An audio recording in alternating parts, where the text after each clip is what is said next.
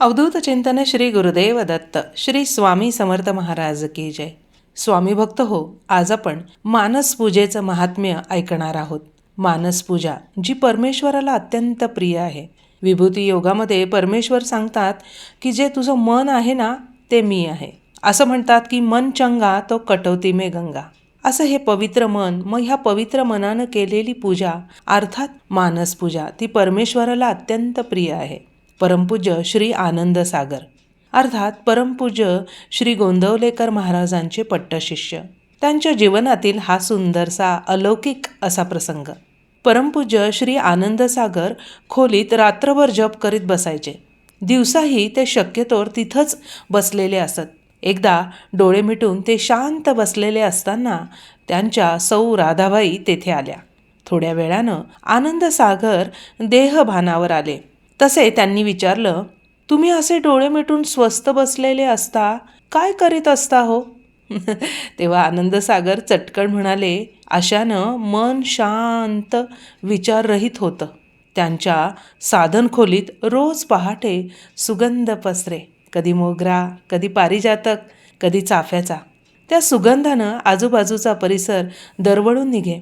एकदा तर सौ राधाबाई आनंद सागरांना म्हणाल्या, श्री रामाकरिता बरीच अत्तरं आणलेली आहेत की काय?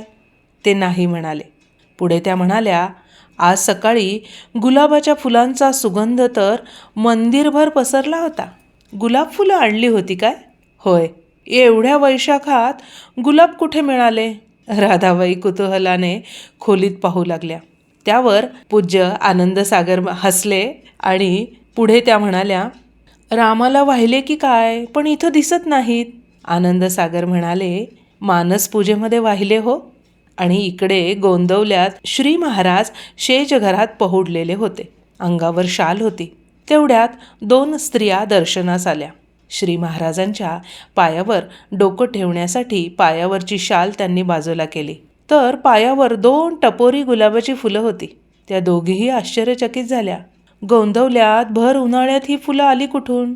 पहाटे वाहिली का कोणी? असा प्रश्न त्यांच्या मनात उमटला. श्री महाराजांनी डोळे उघडले. त्यांच्याकडे पाहून ते म्हणाले, कसल्या विचारात पडला आहात तुम्ही? त्या म्हणाल्या, महाराज, एवढ्या सकाळी कोणी आणली हो ही ताजी फुलं आणि पायावर वाहिली? श्री महाराज म्हणाले, मी आत्ताच तुमच्यासमोर उठून बसलो आहे. कोणी आणले?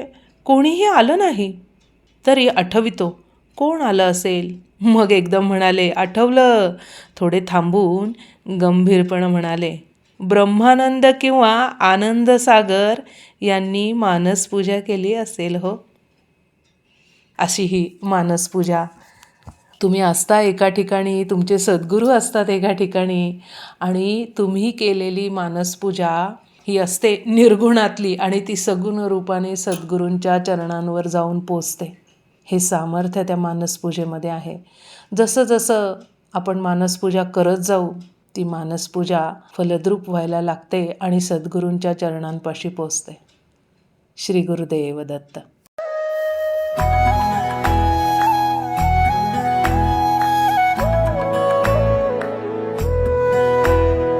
अध्यात्मावर अशीच माहिती मिळवण्यासाठी देव माझा चॅनलला सबस्क्राईब करा.